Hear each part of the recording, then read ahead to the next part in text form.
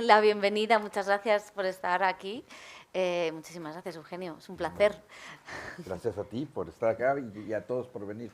Y, Bueno, creo que tienes muchos amigos en la sala bueno, hay gente que es muy importante en mi carrera que está aquí los veo por ahí diseminados en las salas. Sí. y Son muy importantes para el cine en general. O sea, que estamos casi en, bueno, es casi un altar. El altar en está aquí. familia, sí. Y me gustaría empezar, si te parece, porque, bueno, es verdad que el Festival Eñe tiene ese corazón literario y si hay una figura literaria en España es Don Quijote y tiene mucho que ver con el cine, porque no sé si hacer una película en cualquier ámbito, veo a Belén Atienza, que quizá es el gran Quijote y Sancho Panza a la vez, no sé si tiene mucho de quijotesco meterse en esto del cine en cualquier ámbito. Pues sí, sí, yo creo que sí, yo creo que es básicamente, es el soñar, el imaginar, se necesita cierta locura, y creo que eso al final, este, después se necesita ser sensato también, porque tienes que esa locura llevarla a la práctica, pero sí, yo creo que es soñar a lo grande, es poder andar un camino que a veces no es fácil. Desde fuera se ve como una empresa absurda, además, ¿no? Es decir, de pronto es un clásico ver que todos los demás están disfrutando y tú tienes un set que tienes que montar para el siguiente día y ves a todo el mundo en la calle, un día de fiesta, etcétera, etcétera, y Y tú tú tienes no. esta angustia de que necesitas sacar adelante el set y dices, de pronto, si es así, ¿por qué estoy en esta situación en este momento? Y eso pasa todo el tiempo en las películas, ¿no? Las películas básicamente es este ejercicio de sueño y de después de concretarlo.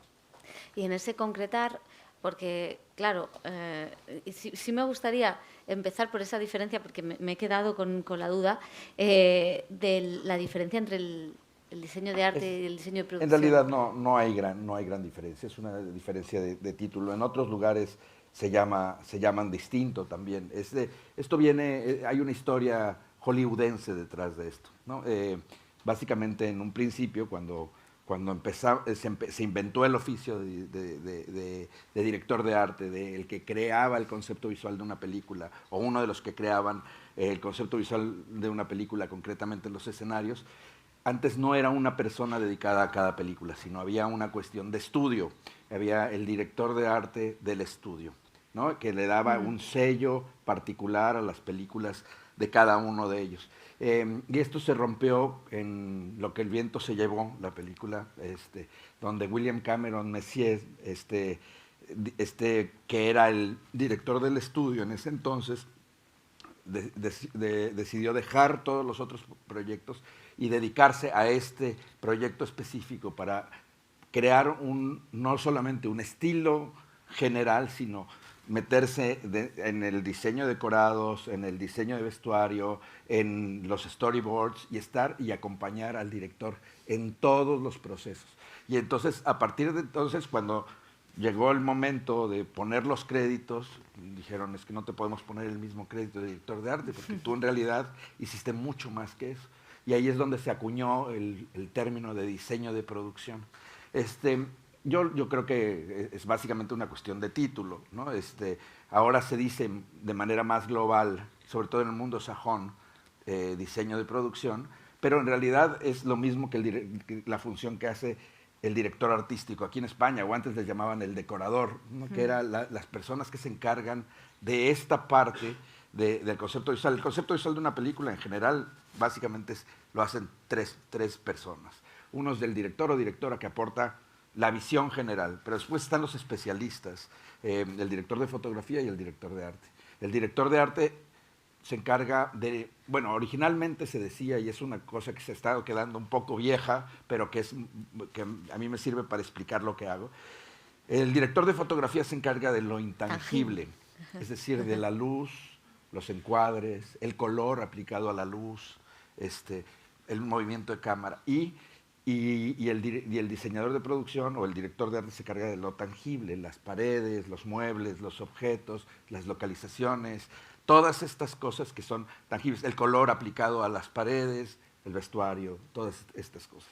Digo que se queda un poco viejo porque yo ahora utilizo mucho la herramienta digital, que es algo también intangible de alguna manera, pero que de alguna manera me sirve para completar, mi diseño, ¿no? Hay cosas que sé que no puedo hacer con, digamos, o que costaría muchísimo dinero construirlas en físico, entonces utilizo las digitales. A mí me gusta pensar en el cuadro cinematográfico como un pintor, como digamos, un lienzo en blanco en donde tienes que dar distintas pinceladas de acuerdo a lo que quieras plasmar con distintas herramientas, ¿no? Entonces a veces utilizas pues una espátula para dar ¿no? un golpe de pintura o a veces utilizas un pincelito así con pelo de camello para dar los detalles. Y justamente es lo que yo hago. A veces es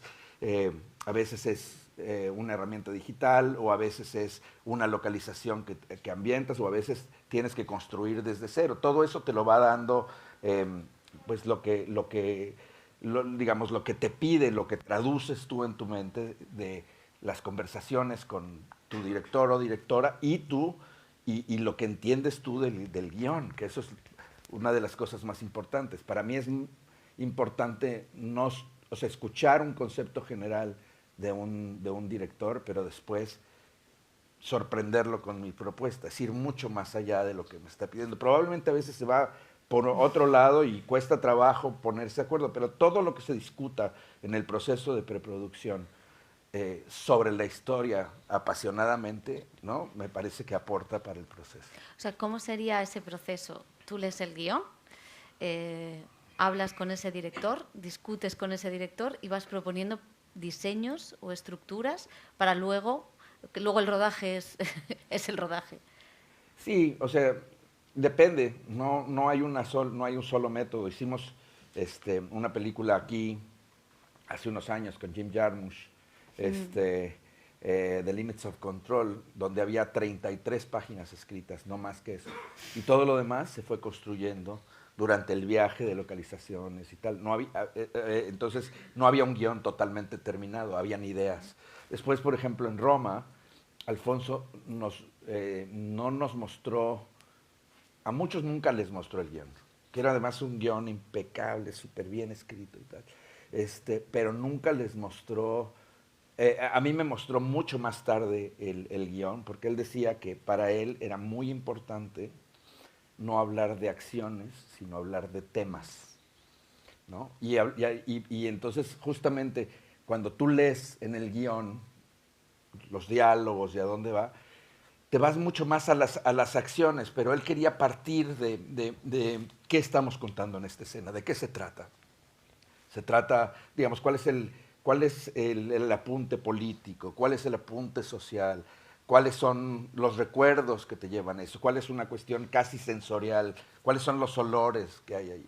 Y a partir de entonces se fueron gestando los sets. Hay otros guiones y otros directores que son súper estrictos con lo que se escribe, con lo que está escrito, ¿no? Hay otras personas que van construyendo con los actores en el proceso del set. A mí una de las cosas que a mí, o sea, dentro de la dirección de arte que yo considero que es una disciplina narrativa, no estética, es decir, no se trata de cómo se ve, sino de todo lo que estés ahí que cuenta, y cómo puedes apoyar y ahondar en la historia, y cómo puedes hacer sentir al espectador siguiendo de alguna manera un concepto general, que ese es el fin último de lo que hacemos en el cine, pero también es la construcción de personajes. Para mí eso es esencial, es decir, poder entender qué es el personaje o interpretar con conversaciones con los actores o con conversaciones con el director cuando hay, pero todos son todos los procesos son distintos, ¿no? No me ha tocado una película igual que otra, incluso con los mismos directores. Es decir, el proceso de Lo Imposible fue radicalmente distinto que el proceso de Un monstruo viene a verme, o las películas que hemos hecho con Pilar. Hay películas que son totalmente marcianas, ¿no? Pilar, que está aquí, que es mi mano derecha aquí, mi compañera en todas las películas que he hecho aquí en España. Pero bueno, justamente cada proceso es distinto. Entonces yo lo que hago es, ya sea por el guión o por las conversaciones o por lo que uno entiende de lo que se está tratando de hacer, pues empiezas a hacer ciertas notas, empiezas a investigar, ¿no? Yo estudié Historia del Arte y creo que una de las cosas que más me dejó es este método de investigación que me parece esencial y me gusta vertirlo en un objeto, ya sea un libro, ya sea ahora digitalmente, pero en algo que ya de alguna manera refleje hacia dónde quieres llevar el diseño, ¿no? Ya, has dicho una cosa de lo narrativo, ¿no? De la importancia de contar a los personajes, de desarrollar a los personajes, pero de contar la historia a través de ese trabajo de hacer tangible esa idea del director o esa idea visual. Y claro, yo me pregunto si a veces, si no es una de las cosas más difíciles de tu función, el decir, bueno, que no se me vaya lo estético, que esto no vaya a ser una caja de bombones tan preciosa que al final esté vacío por dentro, que no se cuente nada. Todo el tiempo. Ahora ya es distinto porque la aproximación es más, bueno, con la experiencia te vas acercando de manera, iba a decir más certera, pero nada más lejano certero. que eso. No, pero sí, más certero, tienes más afinada esa búsqueda, pero sí me he dado cuenta, a base de golpes también, que mi propio gusto cambia con los años. Es decir, yo lo que quiero es que una película mía se vea en 30 años y que siga funcionando, ¿no? Y que me siga gustando.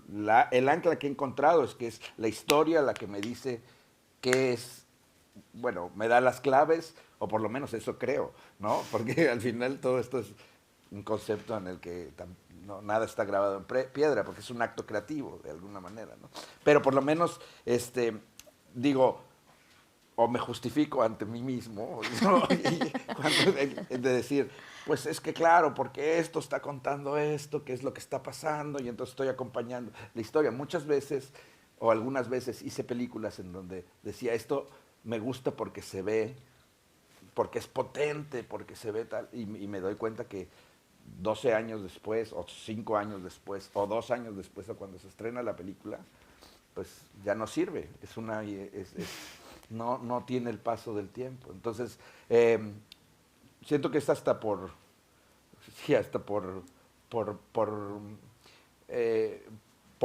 mí mismo, porque no quiero verme en esa situación otra vez de decir, pues esto pasó. Esto está terrible, no aguantó nada. ¿Y ¿no? cómo te llevas tú con tus películas, ahora que dices esto?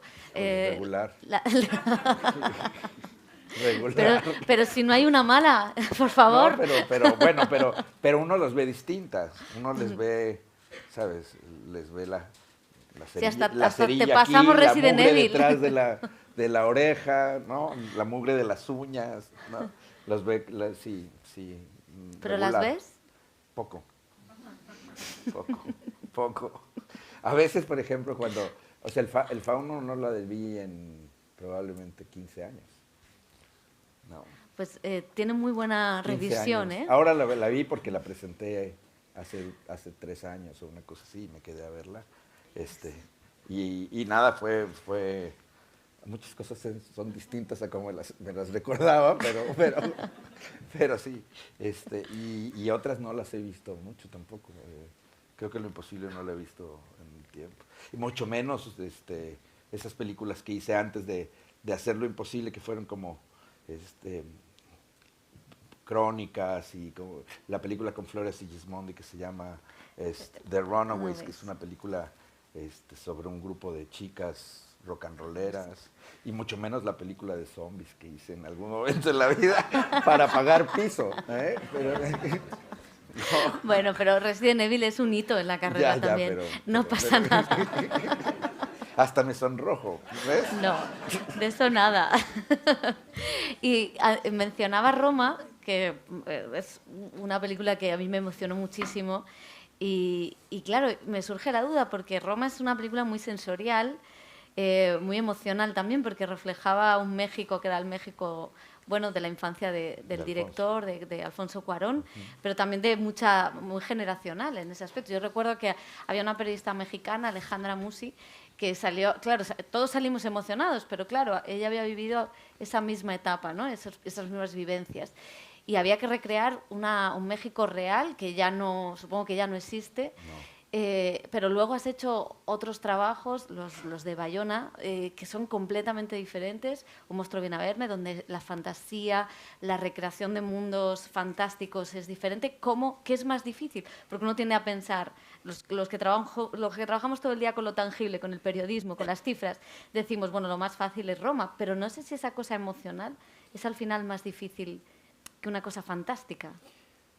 Pues es que cada uno tiene lo suyo. Aquí el problema, o sea, el problema real es que el diseñador de producción, que no debería de ser así, pero de alguna manera, como es el que primero trabaja junto con los productores que hacen otra función, con los directores, antes de que incluso llegue muchas veces el director de fotografía, te tienes que convertir de alguna manera el especialista en el tema que estás tocando. Entonces me viene Bayona y te pregunta, oye, sobre el tsunami, no sé qué, ¿cómo se hace la ola?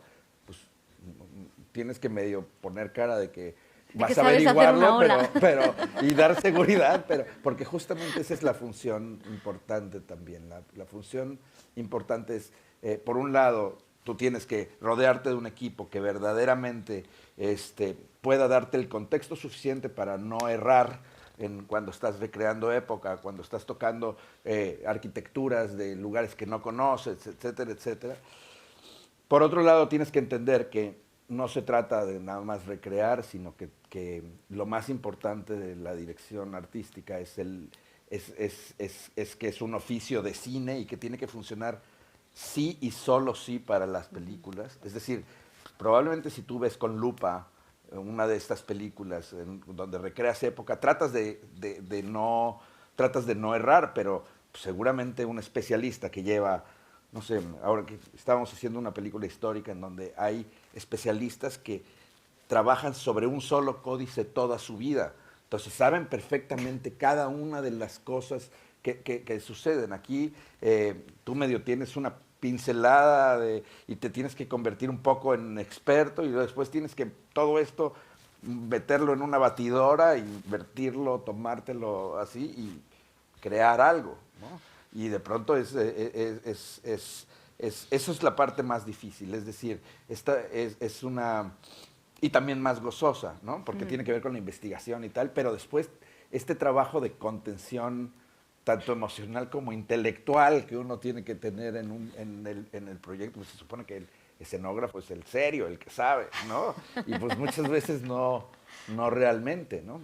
Hay productores pero bueno, tu equipo ahí te apuntala muy bien y tienes que rodearte de especialistas que te ayuden.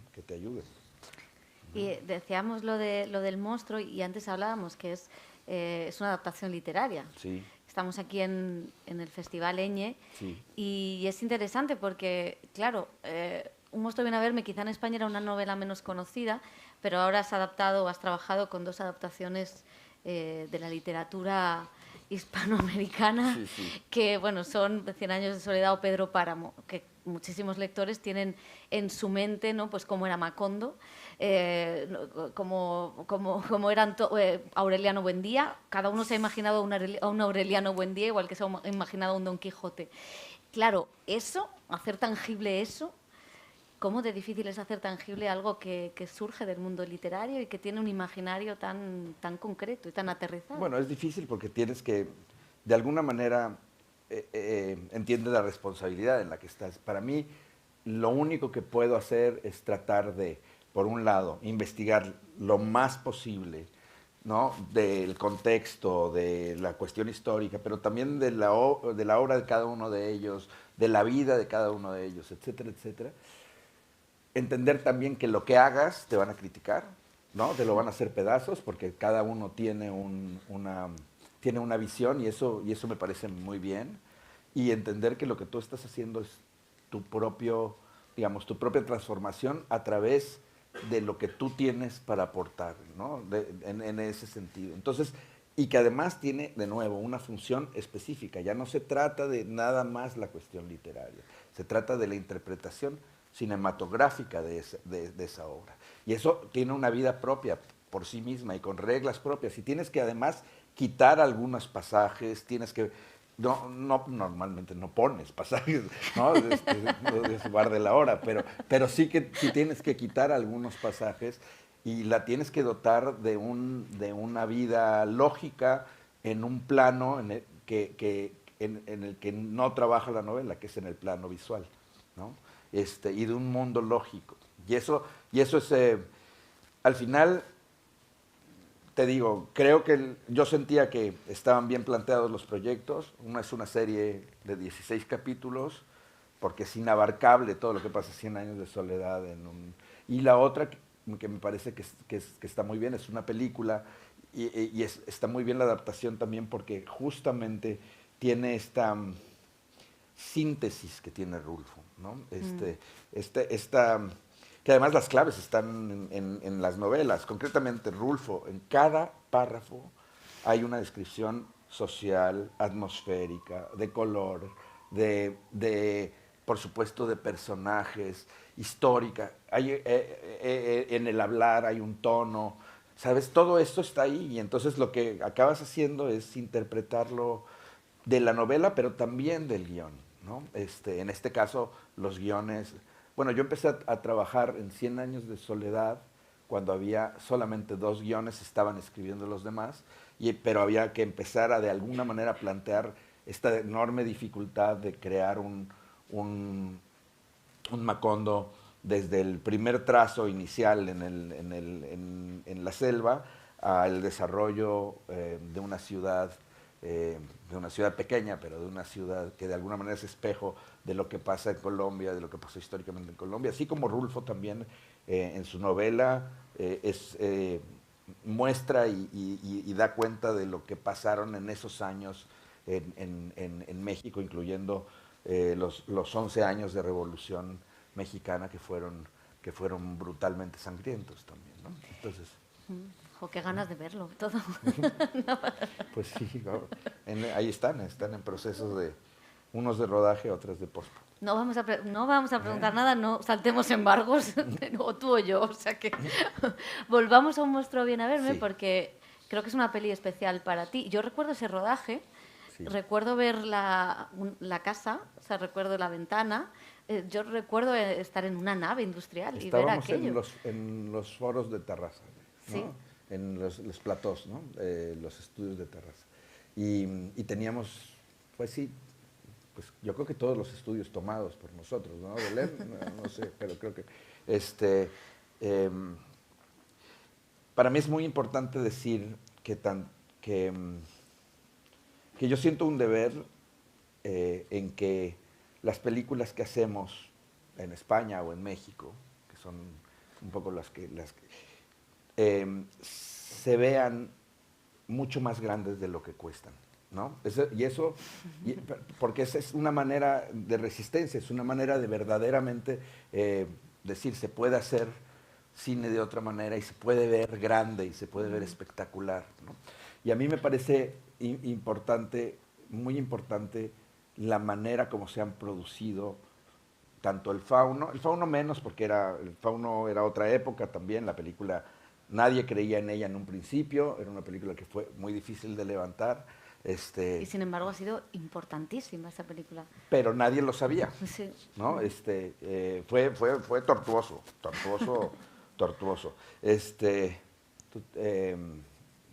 ¿Verdad, Álvaro? Tú sabes de eso también. Pero por otro lado está esta cuestión que hacemos con Belén o con Sandra o con Álvaro, pensar las películas, dedicar un tiempo realmente a ver cómo se van a solucionar los problemas técnicos, los problemas estéticos, tal. Muy pocas personas metidas un largo tiempo pensando en las películas. Más que a la americana, que es que tú contratas a un crew muy grande y entonces al final las personas que toman la decisión en una película, las decisiones creativas y operativas son 4 o 5, se cuentan con los dedos de la mano. Y entonces tienes mucha presión porque tienes a 80 trabajadores ya contratados esperando tus respuestas y tienes que darlas sí o sí y tienes un menor tiempo para reflexionar o para cagarla, ¿no? O sea, es decir, ¿no? Y poder retomar, ¿no?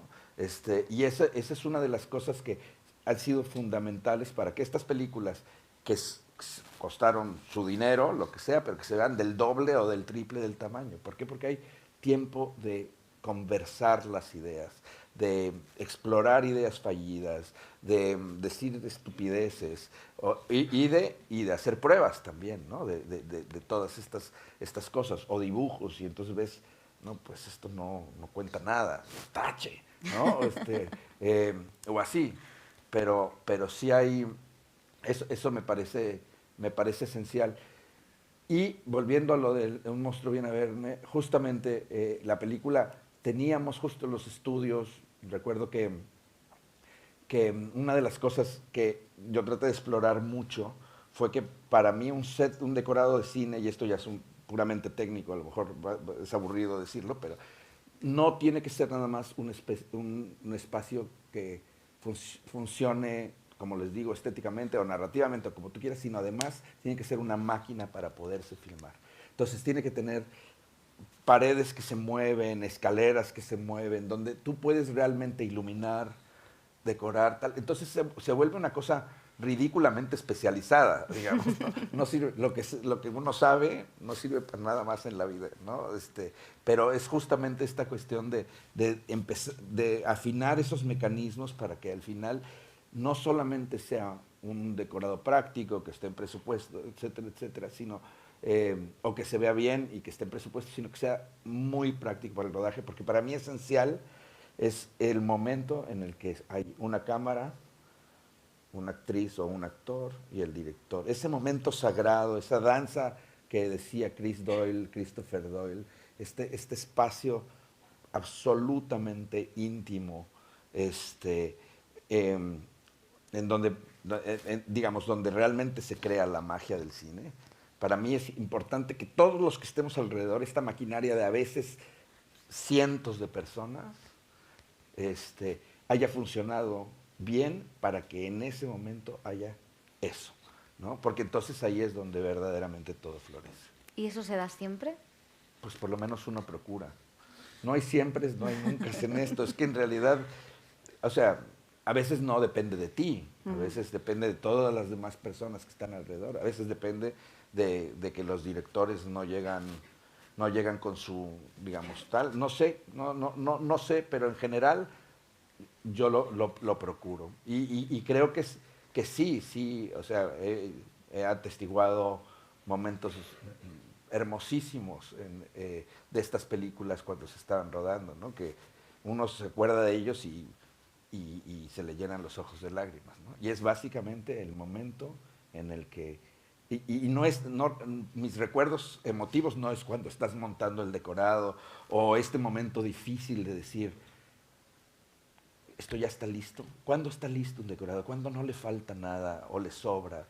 ¿No? Porque muchas veces vas, llenas y dices, esto no está. Y para eso te apoyas siempre en tus compañeros, en tus compinches creativos, ¿no? Es decir, el trabajo que se hace con el director de arte o el director de arte, se dice, el ayudante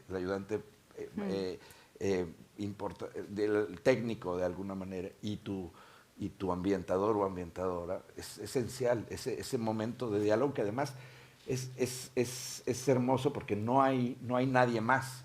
Está el departamento de arte, este es nuestro coto de creación de alguna manera, es nuestro momento en el que dices, que puede ser incluso tan abstracto que a veces ni siquiera tus directores o tus productores entienden el lenguaje que estás usando ahí también y que es para ti, es un secreto casi malicioso de alguna manera, ¿no? Que tienes con tus compinches, ¿no? Y cuando mencionabas lo del laberinto del fauno, de no sabíamos que iba a ser una película importante, luego lo fue en Cannes, que antes de la charla decías esa ovación, ¿no? Que fue histórica, o después los Oscars, ¿no? Y luego lo que esa película también ha significado para que hubiera otras que fueran detrás. Ahí está una productora. Bueno, sí. ¿Cómo es también para el artista, para el que ha creado esa parte, luego la recepción?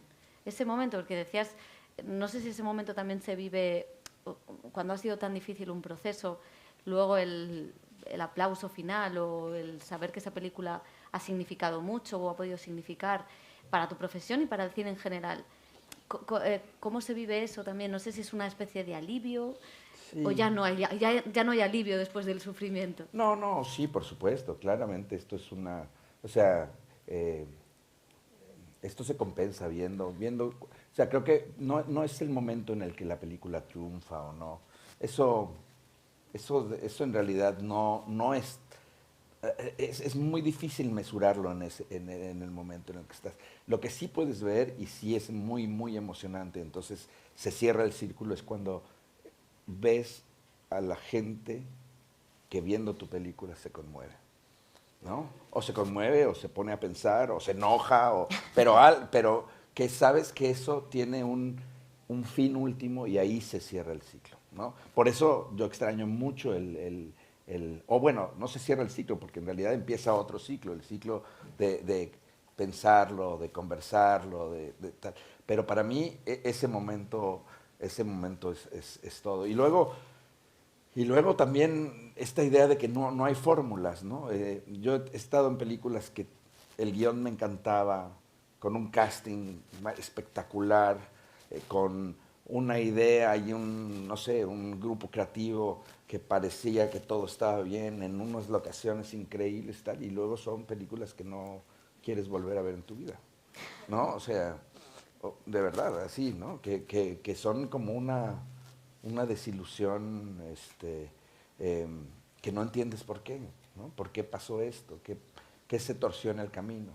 ¿No? Y eso pasa, o sea, no hay una cuestión de eficacia, de alguna manera, no es la búsqueda, ¿no? La búsqueda es el contar el cuento y después, de verdad, sí creo que es una cosa muy importante cuando sí ves que a alguien le está tocando, ¿no?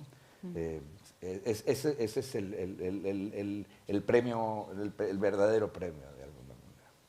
Y en una de las películas que consigues que se hable mucho, esa parte también de emoción, yo creo que es tu último trabajo, que es Bardo, la película de Iñárritu, que es una cosa monumental, que se discutió muchísimo en Venecia, se ha dicho de todo de la película, De todo. de todo. De todo. De todo. De todo. Pero al margen de eso, que no vamos a entrar, pero sí que es verdad que viendo, claro, es una apuesta apabullante, una apuesta visual apabullante, y yo me pregunto por muchas escenas de cómo coño hicisteis eso, Ya. pero fundamentalmente la escena del metro. O La sea, escena, bueno, ¿cómo hicimos eso? con Pues sangre, sudor y lágrimas. claro, lo tratas de pensar y tal, y luego arranca el tren y entonces ya estás montado y tienes que seguir. Si es verdad, y lo tocaste, a mí la película de Alejandro es una película que no solamente me gusta mucho, sino que me parece muy coherente con el personaje, ¿no? Es decir, en Alejandro es todo apabullante en ese sentido, todo grande, todo y eso es y eso me parece que ahí está puesto. Lo más difícil de la película fue justamente eso, la sucesión de decorados, todos inmensos, todos con una complejidad enorme, Entre sin el sueño y tregua, la realidad, sin tregua. además. No, y a nivel, digamos, conceptual era muy bonito porque la idea que a mí más digamos, la que más desarrollé era esta sensación de cómo estamos viendo el mundo a través de los ojos de Silverio y Silverio está en un lugar en donde no está cómodo, se está yendo, en donde está descolocado, entonces ves justamente los elementos en lugares donde no deberían de estar. Y eso si lo vas viendo a través de la película está, es decir, bueno, lo más evidente es que un apartamento está en el desierto o está lleno de agua o tienes lo del metro. El metro fue una construcción en un plató, en un estudio, y lo hicimos con nuevas tecnologías. Teníamos estas, pues, un volume set, ¿no? Que es como ahora se hacen digamos, muchas películas, que tuvimos que experimentar, la cagamos, pero varias veces hasta que logramos poderlo hacer, experimentación al final, ¿no? Que es experimentar con nuevas tecnologías para mí es, como te decía, esencial. Y combinarlas con técnicas de construcción antiguas, de las más clásicas. En el Fauno tuvimos a